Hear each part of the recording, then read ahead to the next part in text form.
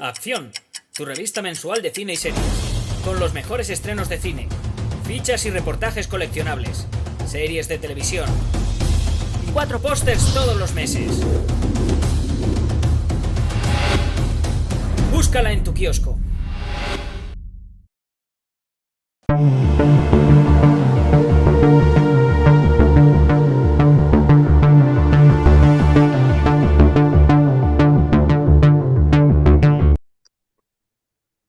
Hello, sir. Hello.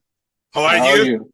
I'm great, sir. First of all, thank you so much for this interview. I'm Jesús Usero from Acción Cine magazine in Spain. And congrats for Nice to meet you. this amazing mini-series that we have enjoyed. The audience have to wait a few weeks more. But yeah. How did you get attached to this series, to this universe we already knew, but with this particular setting in the 70s? Well, I'm a member of the action team behind John Wick. I'm part of the 8711 stunt team, the guys who created the action for John Wick. Chastahowski, he's a mentor of mine, also my boss in many ways. So he gave me the call to oversee the Continental, and of course, I was excited for the challenge. From there, concerning the story and it being set in the 70s, that was done already before I was attached through the writers of the series themselves. And then Albert Hughes came aboard as a director. We had a meeting. He felt I was the proper guy to oversee this as the action director. And then bam, a few weeks later, I'm in Budapest with this huge challenge. Huge challenge. It looks like from the outside like it's a huge challenge. I don't know what's the hardest part of directing the action on what it's a mini series, but I have the feeling that it feels like 3 films in a scale and scope. Yes. That was the approach. Regardless of time and money, at the end of the day, when you are creative enough and you put great ideas and you have great teamwork together, you shouldn't be able to tell the difference, especially if you have a great DP, the lighting's right, the costumes look great. Once it's time to do that action, it's time to set up those camera angles. You don't think, are we TV, are we film? You just want to capture something amazing. And, all the actors stepped up. We had great training sessions to get them up to speed so their characters were believable. And at the end of the day, that was the main thing I wanted the audience to enjoy, that they took the journeys with the characters and you saw them doing the action at least 90% of the time. That was the goal. I don't know if coming from the John Wick universe, it has a unique style in the action sequence. Mm-hmm. Is it hard to follow that style, but also creating something new? Because you can sense it when you watch the episodes that it has that flavor, John Wick flavor, but it's also new. Yeah. Look, there's obviously that challenge right there, because the audience has watched John Wick, his journey through 4 different films.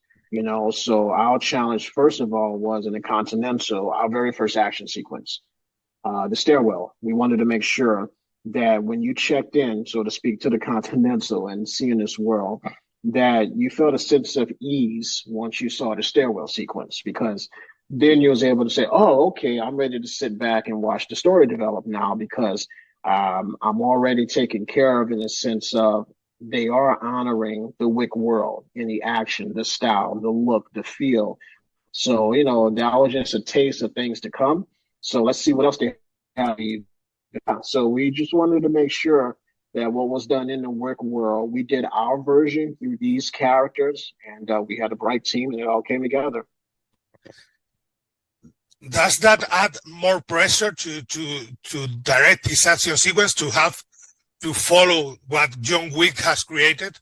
Yeah, there's always that pressure, but once you get into the rhythm, the groove, you kind of just zone out. You just want to make sure that you present something amazing at the end of the day. And if you knew you've done your due diligence, whether it was research on the martial arts styles, making sure you take the proper time with the actors, thinking about the story, thinking about the setting. And once all that comes together, then you leave yourself room to make magic and have a chance for success.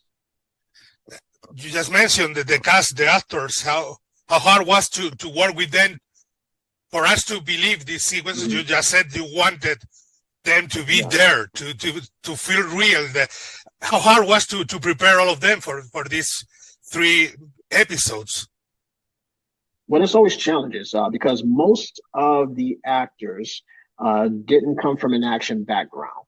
Most of them didn't have a chance to ever have characters or jobs like this, but that's part of the 8711 design model, where we take actors, we find what works best for them, then we make that work within the character, then we make that work within the time frame we're allotted to shoot. So, whether somebody's a lefty, and we got to make sure everything starts southpaw, that can be a challenge as well, because that can affect how it's filmed and how the other person responds to the fight scene.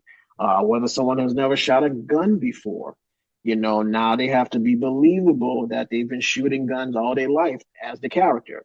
So we come up with a program and we make sure we execute within the time frame we're allotted, so it's believable. And we also had another character, it's the Continental, and a lot of the action sequences are shot inside the Continental. Yes. I don't know if that makes it easier because it's a setting we already know, even if it's changed, or it is harder because it's so small, the halls and the rooms. It's not the same as doing it in a huge hall or something like that. Yeah, well, it's fun though, because, when you remember where you are in the story, that you're in the building, that you're in these hallways, or you're fighting in a room or you're on a rooftop, you try to use it as much as you can, whether it's the bullets hitting the walls, whether it's the water, the pool, different structures, different statues, they try to become a part of the fight scene. So that's on me and my job to say, how can the set become a character within a fight scene too, if it can happen. And I think that happened a lot within one sequence that I'll call the pool hall. That's all I'll say, so I don't spoil anything. That was an area that we were able to incorporate the atmosphere a lot more, which made it more fun. I had the feeling that the Continental was part of the action in the last episode a lot, and I had that feeling a lot. And it's also set in the 70s, and it has a very particular kind of actions, the kung fu, the shootings. How does change the way you approach the action? Because it looks amazing, and I remember the film from the 70s. It looks like that. Mm-hmm. Well, that's part of the. I got to give credit to once again Albert Kirk, our director, our showrunner, writers. Also Drew, who was our production designer. Him designing something that felt so authentic, that felt like the 70s. And once you stepped on that set, it felt real. But on our part, concerning the action, this is where we have to be very careful, because there are some moves that could feel very modern. There are some fighting styles that could feel too present day, because karate in the 70s might be a little different than a karate today, and it's all about how you execute it. So we try to do our best to make sure that the stances, the movement, the flow, the poses and stuff, that they felt, genuine to that time. We try to keep that thread going throughout each episode. Well, sir, it really looks amazing. I really love what I saw with these 3 episodes. I'm really eager to watch more from this universe, and I'm a huge fan of Titans, the TV show. I think you have a lot to do with the action sequence in that show too. So thank you so much. It's a huge honor for me. No problem. Titans was fun, man. That was a great series. Glad you enjoyed that as well. So yeah. Titans is close to my heart. That was great times. Thank you, sir. It's a huge honor for me. Thank you. Okay, take care. Take care, sir. Bye.